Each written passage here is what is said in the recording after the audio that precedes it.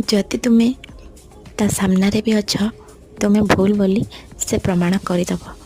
କାହିଁକି ନା ତୁମେ ତା ସାମ୍ନାରେ ଭୁଲ ସମୟରେ ଅଛ।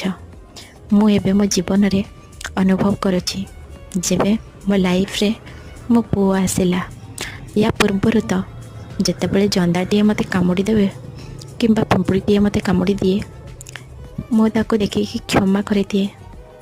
ଭାବେ ଯା, ଏତେ ଛୋଟଟେ, ଆକୁ କ'ଣ ମାରିବି।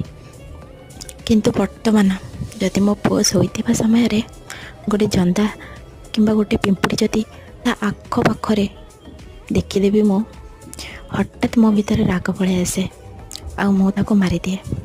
କ'ଣ କରିବି, ସମୟ ମୋତେ ବାଧ୍ୟ କରୁଛି। ତା'ର ଭୁଲ ନଥାଏ ବି ମୋତେ ତାକୁ ମାରିବାକୁ ପଡ଼ୁଛି।